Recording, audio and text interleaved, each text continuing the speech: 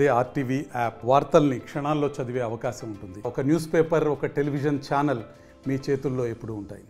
తొత్తు బయలుగాడు నాగరాజు గాడికి తొత్తు బయలు నాగరాజు గారు చంపేస్తానన్నా వీళ్ళు నిర్ణయం తీసుకోవాలా.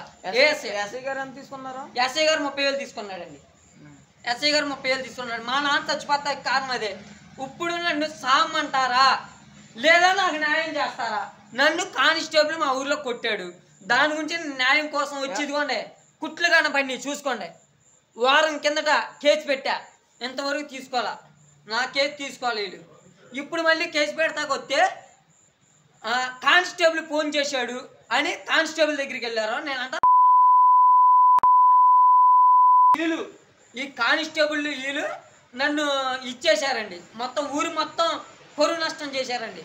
ఇదిగోండి నేనున్న పిల్ల దాన్ని తీసుకుని వచ్చా. ఇప్పుడు ఇక్కడికి నేను దాన్ని తీసుకుని వచ్చా, నన్ను కోసాడు, పేక్ కోసాడు.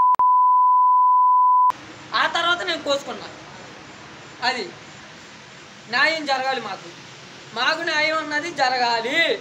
జరగకపోతే పోలీస్ స్టేషన్ కూడా. ఏలూరు జిల్లా కైకలూరు నియోజకవర్గం ముదినేపల్లి పోలీస్ స్టేషన్ పరిధిలో దారుణమైన సంఘటన చోటు చేసుకుంది. ఒక యువకుడు బ్లేడుతో ఒంటి నిండా గాయాలు చేసుకుని వచ్చి తనకు న్యాయం చేయాలంటూ కూడా పోలీస్ స్టేషన్ వద్ద నిరసనకు దిగిన ఘటన స్థానికంగా కలకలం రేపింది. ఈ ఘటన నిన్న మంగళవారం అర్ధరాత్రి చోటు చేసుకుంది. దీనికి సంబంధించి వివరాల్లోకి వెళ్తే పోసిన సురేష్ అనే వ్యక్తి తనకు న్యాయం చేయాలంటూ కూడా పోలీస్ స్టేషన్కి వచ్చారు. గతంలో ఒక వారం రోజుల క్రితం ముదినేపల్లి పోలీస్ స్టేషన్లో ఉన్నటువంటి ఒక కానిస్టేబుల్ తనను కొట్టాడని చెప్పి దాని మీద ఫిర్యాదు చేయడానికి వస్తే పోలీసులు ఎవరు పట్టించుకోవడం లేదంటూ కూడా యువకుడు ఆవేదన వ్యక్తం చేశాడు. అప్పటికే పీక మీద గాయం చేసుకుని వచ్చి తనను స్టేషన్లో ఉన్నటువంటి ఏఎస్ఐ గాయపరిచారని చెప్పి ఆరోపించారు. దీంతో అక్కడ ఉన్నటువంటి స్థానికులంతా కూడా భయాందోళనకు గురయ్యారు. కేవలం పీక మీద కోసుకోవడమే కాదు, గొంతు మీద కోసుకోవడమే కాదు, ఒంటి నిండా కూడా బ్లేడ్తో గాయాలు చేసుకుని ఎవరైనా దగ్గరికి వస్తే కనుక నిజంగానే పూర్తిగా బ్లేడ్తో కోసుకొని చనిపోతారని బెదిరించడంతో చుట్టుపక్కల ప్రాంత ప్రజలందరూ కూడా భయాందోళనకు గురయ్యారు. పోలీసులు కూడా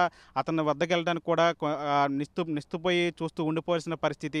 ఎవరైనా దగ్గరికి వస్తే తాను కోసుకొని చనిపోతాను అని చెప్పి బెదిరించడంతో పోలీసులు కూడా చాలాసేపు చూస్తూ ఉండిపోయారు. దాదాపు 2 గంటలు 3 గంటల పాటు యువకుడు పోలీస్ స్టేషన్లోనే హల్చల్ చేశారు. దీనికి సంబంధించి గతంలో ఈ ఏడాది వినాయక చవితి రోజున ఎవరైతే పోసిన సురేష్ తండ్రి బాలకోట ఉన్నారో అతను ఫ్లెక్సీలు కట్టే వివాదంలో ఉన్నటువంటి వినాయక చవితి రోజున ఫ్లెక్సీలు కట్టే వివాదంలో తన బంధువులతోనే వివాదానికి దిగటం, అక్కడ ఘర్షణలు జరగటం, ఆ ఘర్షణలో బాలకోటయ్య చనిపోవడంతో ఈ ఘటన అంతా కూడా జరిగినట్టు కూడా తెలుస్తుంది. తన తండ్రి చనిపోవడానికి ముదినేపల్లి పోలీసులే కారణం అని చెప్పి పోసిన సురేష్ ఆరోపిస్తున్నాడు. అప్పుడు ఘటన జరిగినప్పుడు ఎవరైతే నిందితులు ఉన్నారో ఆ నిందితులకి సపోర్ట్గా ముదినేపల్లి పోలీసులు మాట్లాడారు. ముఖ్యంగా ఏఎస్ఐ ఎవరైతే ఉన్నారో ఆ ఏఎస్ఐ ఈ ఘటన అంతా కూడా జరగడానికి కారణం, తన తండ్రి చనిపోవడానికి ఏఎస్ఐ కారణం అని చెప్పి పోసిన సురేష్ ఆరోపిస్తున్నాడు. అప్పటి నుంచి కూడా ఆ పోలీస్ స్టేషన్కి వచ్చి ఫిర్యాదు చేస్తున్నా కూడా ఎవరు పట్టించుకోవట్లేదని చెప్పి ఆవేదన కూడా వ్యక్తం చేస్తే దీనికి సంబంధించి అప్పుడే గతంలోనే బాలకోటయ్య చనిపోయినప్పుడు హత్య గావింపబడినప్పుడు పోలీసులు కేసు నమోదు చేశారు. దానికి సంబంధించి నిందితులను కూడా అరెస్ట్ చేసి జైలుకు కూడా పంపించిన పరిస్థితి. అయితే ఆ ఘటన జరిగిన కొన్ని నెలలకే ఎవరైతే ఆ ఘటనలో ఉన్న నిందితుల్లో ఉన్నట్టు A1 మినహా మిగతా 4 నిందితులు కూడా బెయిల్ రావడంతో బాలకోటయ్య ఎవరైతే హత్య గావింపబడ్డ వ్యక్తినో ఆ వ్యక్తికి సంబంధించిన కుమారులు ఇద్దరు కూడా ఆగ్రహం వ్యక్తం చేశారు. పోలీసులు నిర్లక్ష్యంతోనే వాళ్ళు నిందితులు బయటకు వచ్చారని చెప్పి వాళ్ళు కూడా ఆరోపిస్తున్న పరిస్థితి. ఈ నేపథ్యంలోనే ఏదైతే చిన్న కుమారుడు బాలకోటయ్య చిన్న కుమారుడు పోసిన సురేష్ అతను గత వారం అంటే 2-3 నెలలుగా పోలీస్ స్టేషన్కి వెళ్ళటం, తన తండ్రి చావుకి కారణం పోలీసులు అంటూ చెప్పుకో పోలీస్ స్టేషన్ వద్ద కూడా హల్చల్ చేయడం జరుగుతోంది. ఈ నేపథ్యంలోనే వారం క్రితం కూడా పోలీస్ స్టేషన్కి వెళ్ళి పూర్తిగా మద్యం మత్తులో అక్కడ పోలీస్ స్టేషన్లో కూడా హల్చల్ చేసినట్టు కూడా తెలుస్తోంది. తర్వాత మళ్ళీ వారం రోజుల తర్వాత మళ్ళీ నిన్న మంగళవారం రాత్రి పోలీస్ స్టేషన్కి వెళ్ళారు. ఈ నేపథ్యంలో ఏఎస్ఐ ఎవరైతే ఉన్నారో ఏఎస్ఐ ప్రధానంగా తన తండ్రి చనిపోవడానికి కారణం, తన తండ్రి చనిపోయిన తర్వాత కూడా నిందితులు బయటికి రావడానికి వాళ్ళకి బెయిల్ రావడానికి కూడా పూర్తిగా దాంతో కూడా దీని వెనక ఉండి నడిపించింది ముదినేపల్లి ఏఎస్ఐ అని చెప్పి ఆ యువకుడు కూడా ఆరోపిస్తున్న పరిస్థితి మనం వీడియోలో కూడా చూడొచ్చు. కేవలం ఏఎస్ఐ చేయటం వల్ల ఇదంతా కూడా ఏఎస్ఐ చేసిన నిర్వాహకం అని చెప్పి అతను కూడా ఆరోపిస్తున్నారు. తనకు న్యాయం జరిగే వరకు అక్కడి నుంచి కదిలేదని కూడా చెప్తున్న మన విజువల్స్ కూడా చూసాం. ఈ నేపథ్యంలో దాదాపు 1-2 గంటల పాటు ముదినేపల్లి స్టేషన్ వద్ద పోసిన సురేష్ బ్లేడ్తో గాయాలు చేసుకుంటూ చేతి మీద ఒంటి మీద ఆ బ్లేడ్తో గాయాలు చేసుకుంటూ తాను చనిపోతాను, తనకు న్యాయం జరగట్లేదు, ఇక్కడ ఉన్నటువంటి పోలీసులు తమ కుటుంబానికి అన్యాయం చేశారు, పోలీసుల నిర్లక్ష్యం వల్లే తన తండ్రి చనిపోయాడని చెప్పి పోసిన సురేష్ ఆరోపించారు. దాదాపు 2-3 గంటల పాటు ఈ తతంగం అంతా నడిచింది.